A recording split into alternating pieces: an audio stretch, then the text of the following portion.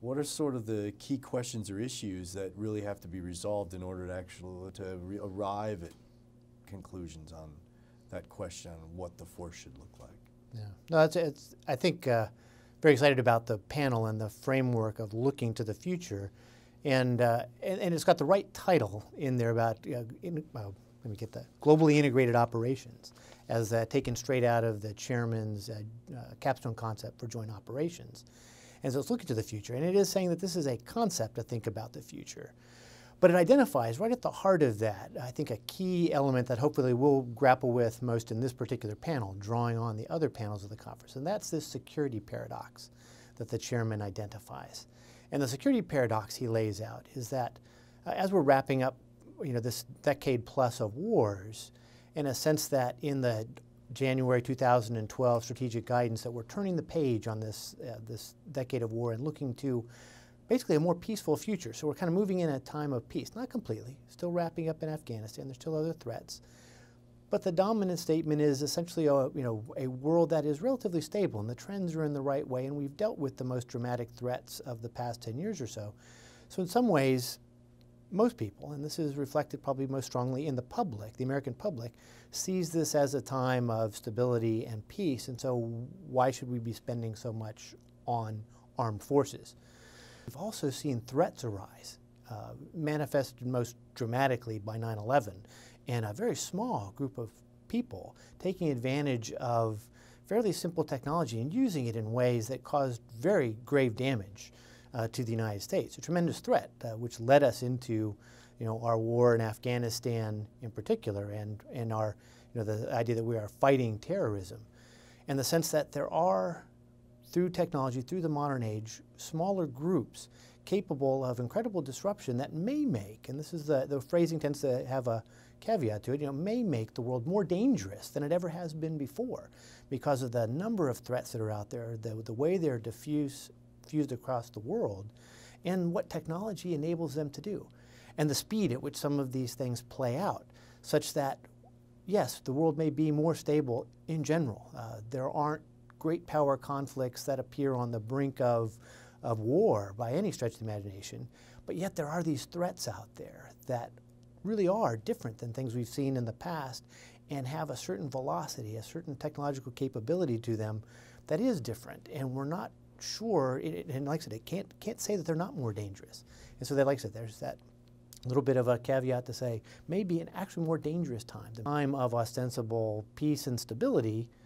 The tendency for the American people in particular is not to want to have to put too much of our treasure into armed forces. I mean, historically, we're very suspicious as a population of large standing military forces in times of peace.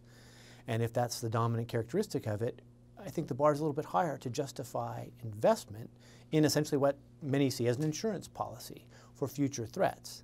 So conveying convincingly and compellingly what those threats are, that justifies the sorts of investments in this, in significant armed forces, is an interesting, essentially balancing act that the military force have to perform in advising the American people and its leaders as to what we should actually be investing in.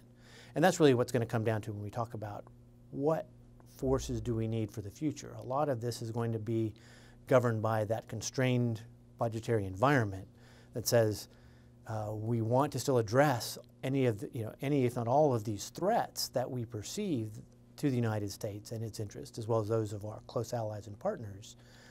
But we're going to have fewer resources to do that with, and it sort of leads to a focus on efficiency. How do you see the panel attempting to translate that diversity into recommendations on what the force should look like? That's a good point. I think there's a key element of that that also has to take into account time, the perception of how immediate some of the threats are, and therefore what forces must be available immediately to address them.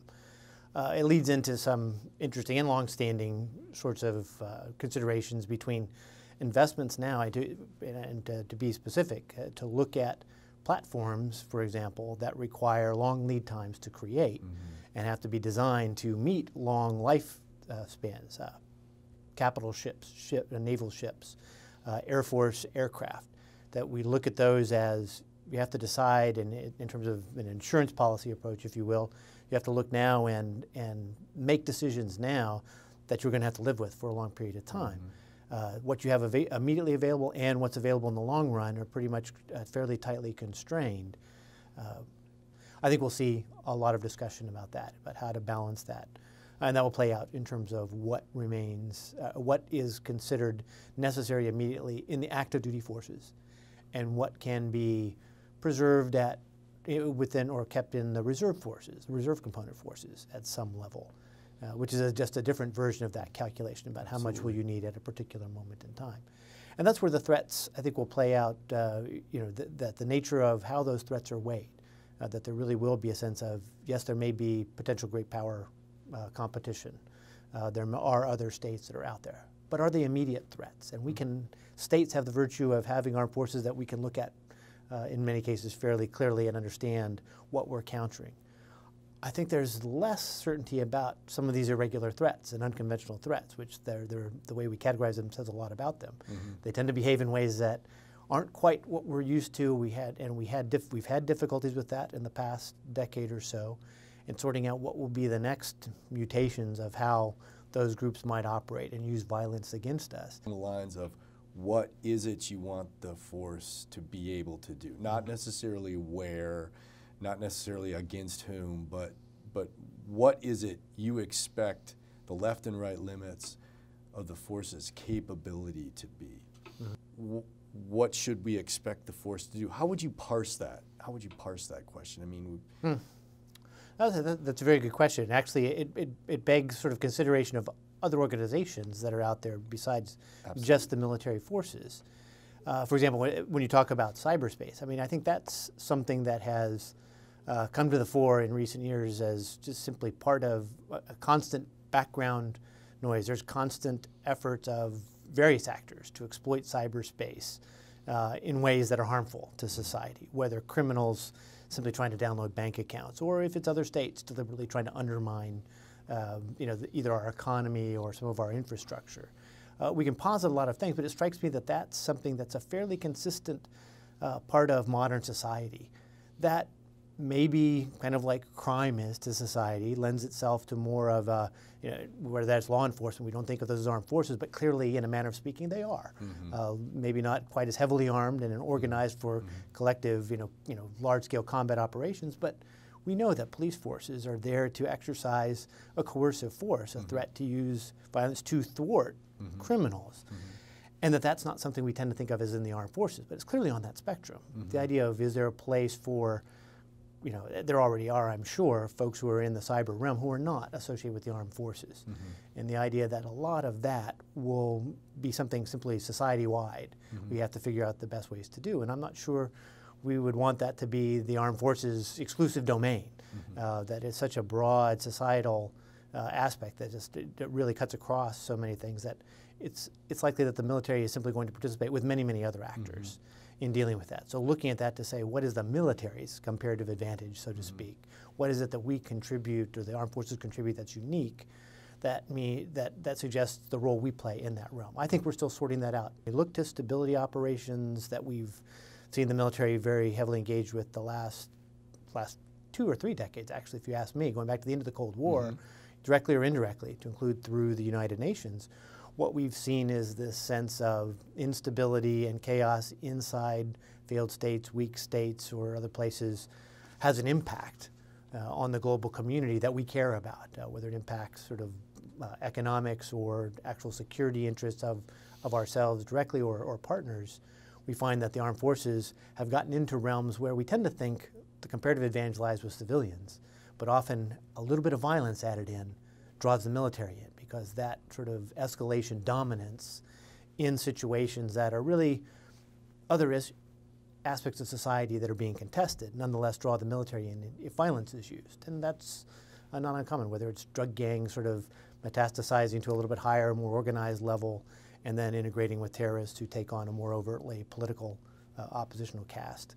These aren't clear-cut divisions of labor. There's a lot of continuums of human behavior that can be affected by violence. And I believe that's where, when you look at the armed forces, the question becomes that's something you expect the armed forces to do, the organized application of coercive force, and to be able to do that on behalf of society in the most effective ways possible, and that's something nobody else has the responsibility for. So understanding that core competency, but understanding where it is, where that competency comes to bear in different realms, in the spectrums across where does cyberspace affect the actual security of society, for example, or where criminality becomes a threat to political order and the functioning of a society and so forth.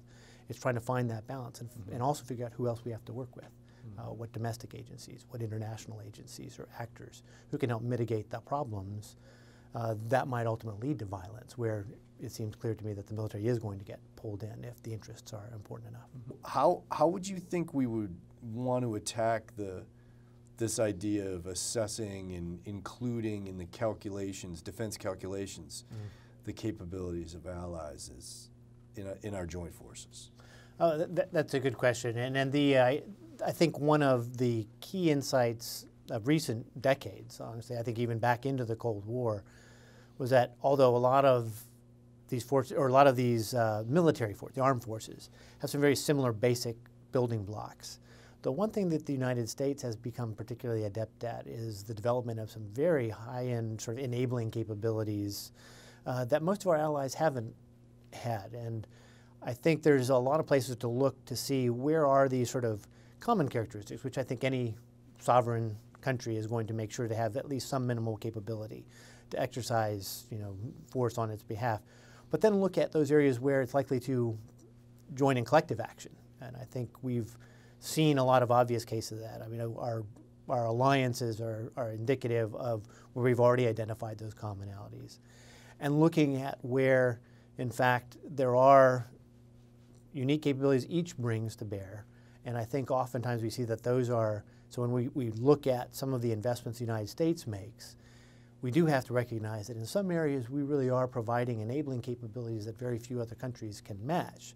And so in fact we do have to take that, and should take that into consideration, I would say, how we consider what capabilities we provide that others are unlikely to be able to provide. And conversely, where there are other capabilities where, given certain missions in certain areas of the world, we're likely to be able to count on complementary contributions from allies and partners to perform those tasks.